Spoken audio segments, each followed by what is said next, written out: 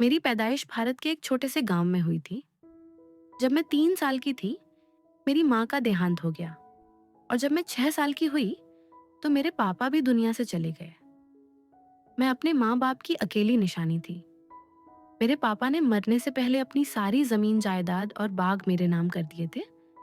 माँ बाप के जाने के बाद मेरी नानी ही मेरा सहारा बनी। वही मुझे पालती रही। हमारा खानदान बड़ा था, लेकिन ज्यादातर लोग पाकिस्तान में रहते थे। मेरी एक खाला कराची में रहती थी। उनके शौहर जिंदा थे और उनके 2 बेटे और 2 बेटियां थीं।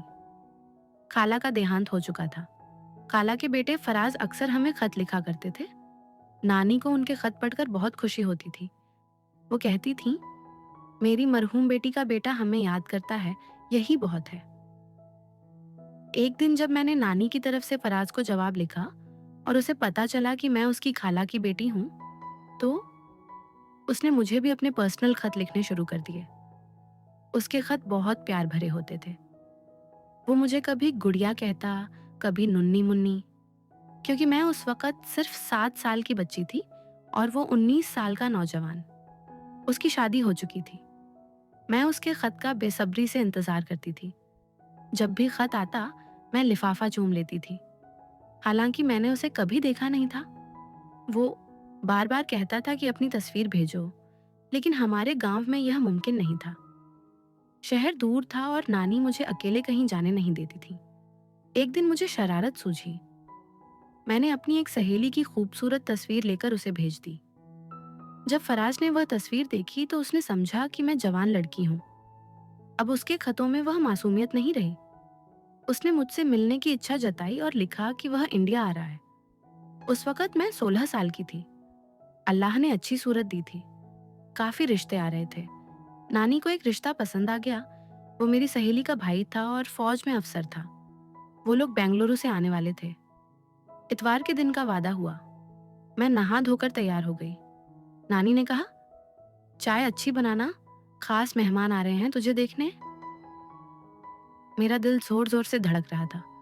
सुबह 10 बजे खबर मिली कि मेहमान आ गए हैं। जब पूछा गया कि कहाँ से आए हैं तो जवाब मिला, बेंगलुरु से, नाम फराज है। मेरा दिल बैठ गया। क्या ये वही फराज है? नानी ने उसे अंदर बुलाया। मेरा दिल बेचैन हो गया। मैं दौड़कर दरवाजे तक गई। थोड़ा सा पर्दा हटाकर झांका। लंबा गोरा खूबसूरत नौजवान नजर आया। वो नानी से लिपट गया। नानी ने भी गले से लगा लिया। दोनों रो रहे थे। तब मुझे समझ आया कि ये वही फराज है जो पाकिस्तान से आया है और जो मुझे खत लिखा करता था। नानी ने उससे कहा, अरे, अपनी गुड़िया से नहीं मिलोगे? उसने मुझे देखा और हंस पड़ा। गुड़िया तो बड़ी हो गई है। फिर धीरे से बोला, मैं तुम्हें लेने आया हूँ, मेरे साथ चलना होगा। संयोग से उस दिन वो रिश्तेदार नहीं आए जो मेरा रिश्ता देखने वाले थे। फराज नानी से जिद करने लगा कि उसे मुझसे शादी करनी है। मैं परेशान थी, क्योंकि वह पहले से शादीशुदा था और बच्चों वाला भी। मैं डर गई।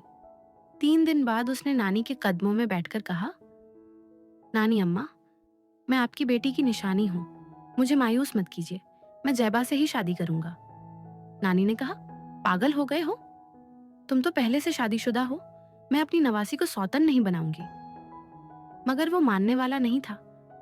आखिरकार नानी मान गई और हमारा निकाह हो गया। मैं सादगी से फराज की दुल्हन बन गई। अगले दिन हम कोलकाता पहुंचे। वहां फराज के दोस्त के घर ठहरे। दूसरे दिन हम जहाज में बैठकर ढाका चले गए। वहीं उनकी कंपनी ने उन्हें घर दिया हुआ था। फराज ने मुझे समझाया कि अभी किसी को मत बताना कि दूसरी शादी की है, सब कुछ संभालने के बाद बताएंगे। कुछ दिन बाद उन्होंने खालू को फोन किया और मुझे भी बात कराई। खालू ने मुझे बेटी कहा तो मेरी आंखों में आंसू आ गए। 1 महीने बाद खालू ने मुझे कराची बुलाया। फराज ने मुझे जहाज में बैठाकर रवाना किया।